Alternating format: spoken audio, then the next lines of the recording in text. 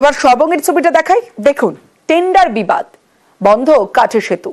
সবংয়ে tender বিবাদে সেতু বন্ধের অভিযোগ, চুপি সারে টেন্ডার ডাকার অভিযোগ। কাটাখালী সেতু বন্ধে বিপাকে স্থানীয়রা, ঘুর পথে যাতায়াতে বাড়ছে ক্ষোভ।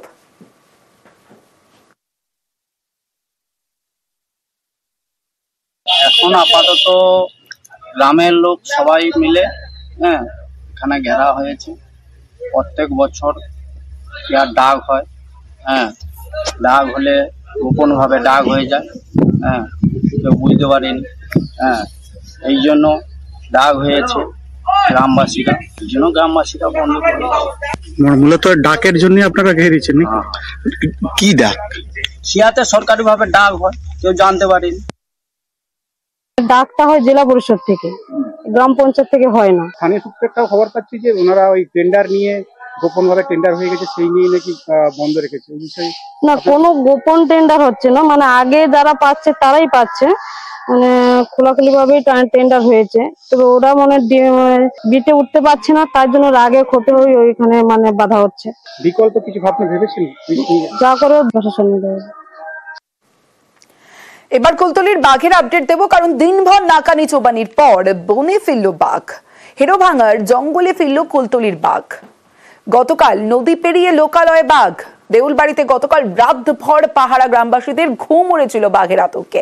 আজ বাঘ ফিরল, সতর্ক পুলিশ প্রশাসন ছিল এবং রাতভর নাকানি চোবানি, তারপর বনে ফিরল বাঘ। বিস্তারিত জানাবে আমার সঙ্গে অর্পণ রয়েছে, অর্পণের সঙ্গে কথা বলবো। অর্পণ, একদমই দেখো, হেরোভাঙা জঙ্গলে বাঘ ফিরেছে বন দপ্তরের তরফ থেকে, সেটি নিশ্চিত করা হলো। সকাল থেকেই যেটা দেখা গেছে, বন দপ্তরের কর্মীরা তারা বাঘের শেষ চিহ্ন সেখানেই তারা অপেক্ষা করছিলেন, যতক্ষণ না পর্যন্ত জোয়ারের জল নামছে।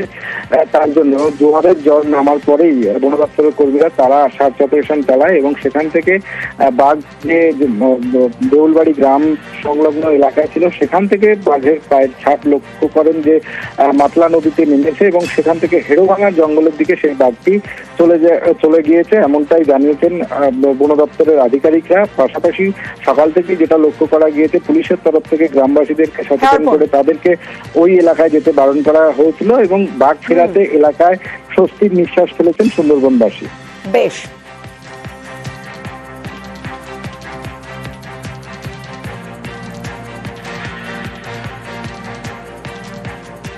সকালে আর্লি মর্নিং থেকে যখনই আমরা আলুটা পেয়েছি, স্ক্যানিংটা আবার শুরু করা হয়েছে। তার পাগমাকটা হাই টাইড হওয়ার জন্য আমরা ট্রেস করতে পারিনি। যখনই লো টাইডটা স্টার্ট হলো, তো আমরা ওই পাগমাকটা ট্রেস করে আমরা দেখতে পেরেছি কি গ্রাম থেকে নেমে বাঁধটা পেরিয়ে মাতলা রিভার ক্রস করে উল্টো দিকে যে আমাদের হেরোভাঙার জঙ্গলটা রয়েছে, ওখানে ওঠার পায়ের ছাপটা আমরা পেয়েছি। তো আমরা কনফার্ম হয়েছে কি বাঘটা পেরিয়ে গেছে। আজ জেলা থেকে সরাসরি শেষ করব একটা ভালো খবর দেখিয়ে। গোঘাটের পঞ্চায়েতে বিনা পয়সার পাঠশালা। এলাকার গরিব পরিবারের ছেলে মেয়েদের জন্য উদ্যোগ নিয়েছে গ্রাম পঞ্চায়েত, নাম শিক্ষাঙ্গনে পঞ্চায়েত। দেখুন।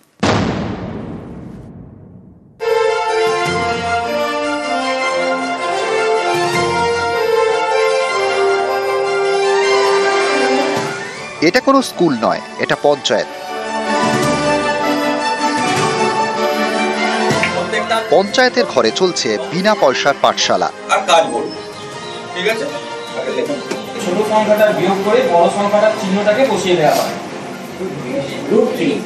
রাজ্যের বিভিন্ন পঞ্চায়েতের বিরুদ্ধে নানা সময় অভিযোগ উঠেছে, সেখানে কামারপুকুরে অন্য ছবি। হুগলির গোঘাটের কামারপুকুর গ্রাম পঞ্চায়েত বছর দুয়েক আগে এলাকার গরিব পরিবারের ছেলে মেয়েদের পড়াশোনার জন্য উদ্যোগ নেয়। সেই মতো কাজ পঞ্চায়েতেরই 4টি ঘরে শুরু হয় টিউশন। 7 থেকে 10 পর্যন্ত পড়ানো হয়, সকালে 2 ঘন্টা, সন্ধে 2 ঘন্টা। এখন পড়ুয়ার সংখ্যা 350-র বেশি, শিক্ষক 54 জন। এভাবেই চলছে বিনা খরচের পাঠশালা, নাম শিক্ষাঙ্গনে পঞ্চায়েত। রবিবারও খোলা। আমি দুস্থ পরিবারের মেয়ে, আমার বাবার লোকের দোকানে টেলারের কাজ করে, তো তার কারণে টিউশন দিতে পারে না। ওই জন্য পঞ্চায়েতে এখানে বিনা পয়সায় পড়ায় বলে তাই আমরা পড়তে পাচ্ছি এবং পঞ্চায়েত থেকে আমাদেরকে খাতা, বই আরো অনেক কিছু দিয়ে সাহায্য করেছে। অনেক পরিবারই তো পড়াশোনা করাতে পারে না পয়সার অভাবে, কিন্তু এখানে প্রত্যেক ছাত্রছাত্রীকে শিক্ষকরা ভালো করেই শিক্ষা দেন এবং যথেষ্ট যত্ন সহকারেই শিক্ষা দেয়।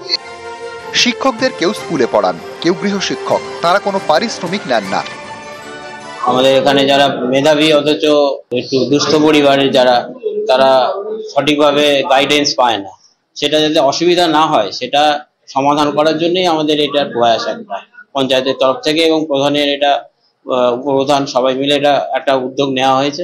এক্ষেত্রে মিশনের সমস্ত শিক্ষক মহাশয়রাও আছেন, আশেপাশে স্কুলেরও যারা মানে স্কুল শিক্ষক বা এমনি আরো যারা আমাদের মতন ওরা এগিয়ে এসছেন। আমাদের ছাত্রাবস্থাতে আমাদের পড়াশোনার সময়ও আমরা অভাব দেখেছি, অভাব লক্ষ্য করেছি, এবং যাতে করে এই ধরনের অভাবের জন্য কোনো ধরনের দুস্থ মেধাবী ছাত্রের মেধা না নষ্ট হয়ে যায়, আমরা সেই সমস্ত দুস্থ ছাত্রছাত্রীদের পাশে থাকার বার্তা নিয়ে এই বিনা বেতনের বিনা পয়সার পাঠশালা শুরু করেছি। প্রথমে যখন শুরু হয়েছিল ছাত্রছাত্রীর সংখ্যা ছিল 70, এখন সেই সংখ্যা 350 ছাড়িয়েছে। আগামী দিনেও এভাবেই দুস্থ ছাত্রছাত্রীদের পাশে থাকার অঙ্গীকার করছে কামারপুকুর গ্রাম পঞ্চায়েত। হুগলির কামারপুকুর থেকে শুভদীপ ঘোষ, নিউজ 18 বাংলা। চৈত্রে তীব্র দাবদাহ, জেলায় জেলায় ঘাম। এই গরম থেকে এখনই রেহাই নেই। ছবিটা দেখুন, সবাই ছাতা মাথায়, কেউ মুখ ঢেকে ঠিক এভাবেই যাতায়াত করতে হচ্ছে, কারণ বেরোনোর উপায় নেই।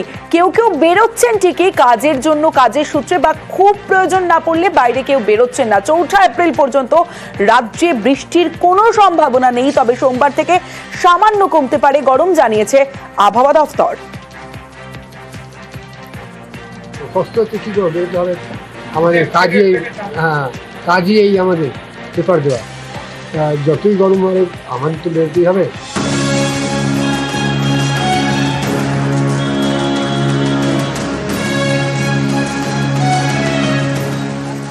এখন এই গরম থেকে রেহাই নেই। মার্চ পেরিয়ে এপ্রিলেও চলবে দহন জ্বালা। আবহাওয়া দপ্তর জানিয়েছে 4 এপ্রিল পর্যন্ত রাজ্যে বৃষ্টির সম্ভাবনা নেই। 4 এপ্রিলের পর বৃষ্টির সম্ভাবনা 5 জেলায়, ঝাড়গ্রাম, পুরুলিয়া, বাঁকুড়া, পূর্ব এবং পশ্চিম মেদিনীপুরে বৃষ্টির পূর্বাভাস। সোমবার থেকে দক্ষিণবঙ্গে তাপমাত্রা কমতে পারে 2 ডিগ্রি। 4 তারিখে পশ্চিমের কয়েকটা জেলা 2-1 জায়গায় বিক্ষিপ্তভাবে হালকা বৃষ্টি হতে পারে। 5 তারিখেও আপনার কয়েকটা জেলাতে বিক্ষিপ্তভাবে 2-1 জায়গায় হালকা বৃষ্টির সম্ভাবনা আছে।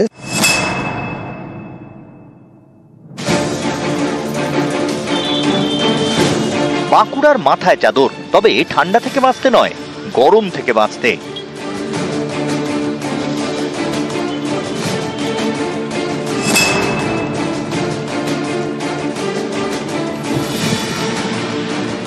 রোদে পুড়ছে পশ্চিম বর্ধমানও, গরমে নাজেহাল, রাস্তায় বেরোনো দুষ্কর। বাড়ি থেকে না বেরোতে উপায় নেই, কাজ তো করতেই হবে।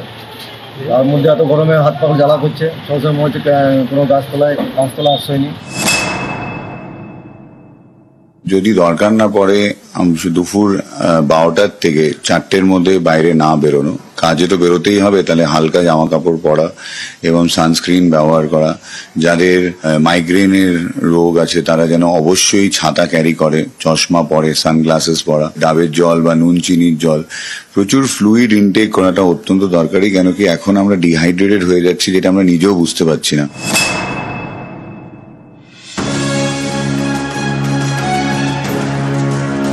কলকাতা থেকে জেলা, গরমে হাঁসফাঁস করছে পশু পাখিও। পুরুলিয়ার সুরুলিয়া চিড়িয়াখানা, এখানেও রোদে নাজেহাল পশু পাখিরা।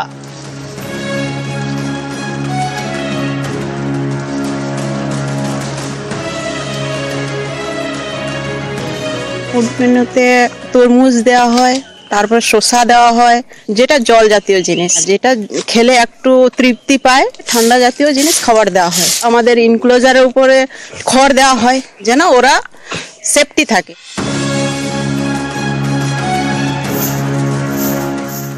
নিউজ 18 বাংলা।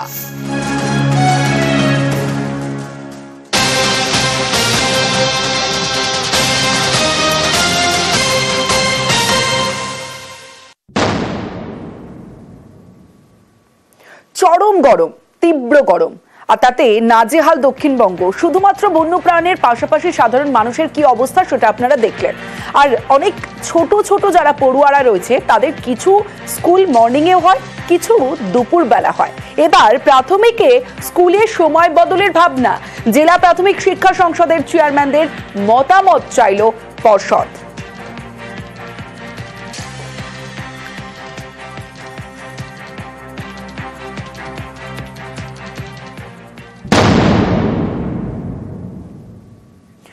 স্বাস্থ্যে সতর্ক কেন বলছি, কারণ বাড়ছে গরম, টেম্পারেচার প্রতিদিন বাড়ছে। একটু এদিক ওদিক হলেই বাচ্চাদের শরীর খারাপের সম্ভাবনা রয়েছে। গরমে শিশুর যত্ন নিয়ে বিশেষজ্ঞ চিকিৎসকদের পরামর্শ।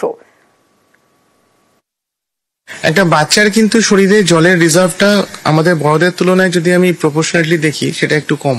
ঘেমে খুব তাড়াতাড়ি তাদের জল শুকিয়ে যেতে পারে। তাহলে শুধু জল বলে নয়, পারলে একটু ওআরএস এর জল, নুন চিনির যে জল সেটা, কিন্তু সেক্ষেত্রে মনে রাখতে হবে নুনের মাত্রা অতিরিক্ত হওয়া কিন্তু ভালো নয়। একদম সকাল অথবা একদম বিকাল, যদি বাচ্চাকে বার করতেই হয় এই দুটো টাইমে বার করবো। ঘরের মধ্যে থেকেও কিন্তু সে হিট ওয়েভে এফেক্টেড হতে পারে। বাচ্চাকে আপনি এসিতে রাখতে পারেন, কিন্তু সেটা সলিউশন নয়। তার বদলে সারাদিনে একাধিকবার গা মুছিয়ে দিচ্ছেন, স্নান করলেও আপত্তি নেই। জামা কাপড় হওয়া উচিত লাইট কালার্স এবং অবশ্যই পিওর কটন। রসালো যে খাবার দাবার গুলো, যে ফল সিজনাল ফ্রুটস, সেটা যেন ঠিক মতো খেতে পারে। গ্রিন ভেজিটেবলস যেগুলো বলে, সেগুলো যেন খাদ্যাভ্যাসের মধ্যে থাকে। যদি স্কুলে যাচ্ছি, প্রচুর জল এবং প্রচুর হাওয়া, এটা যদি ঠিকঠাক রাখা যায় তাহলে একটু বেটার। যদি কোনো কারণে গরমে বেশি কষ্ট হচ্ছে, তাহলে একটা ভিজা কাপড় রাখুন।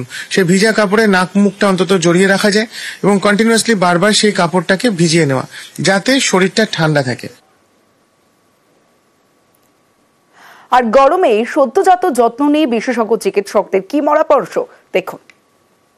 একদম যে ছোট বাচ্চা, তাদের হিট রেগুলেটরি সেন্টার বা থার্মো রেগুলেটরি সেন্টার সেটা খুব ভালো ডেভেলপ নয়। তাদেরকে ঠিক রাখার উপায় হচ্ছে হাতের তালু, পায়ের তালু আর পেট, তিনটে জায়গা জাস্ট ওয়ার্ম, তাহলে বাচ্চা ঠিক আছে। যদি অত্যাধিক গরম হয়ে যাচ্ছে, তাহলে তাকে বারবার গা মোছাতে হবে, মাথা ধুয়ে দিতে হবে, চান করে দিতে হবে। কোনো কারণে হয়তো আমি এসি চালিয়েছি, তাতে এটা ঠান্ডা হয়ে গেছে, তাহলে অবশ্যই এসিটা বন্ধ করতে হবে এবং তাকে র্যাপ করে কোলে তুলে নিতে হবে। এসি নন এসি প্রত্যেক মুহূর্তে করে যাচ্ছে, সেই জিনিসটা কিন্তু ভাইরাল ইনফেকশনের আতুর ঘরে উঠবে। সেটা না করাই ভালো।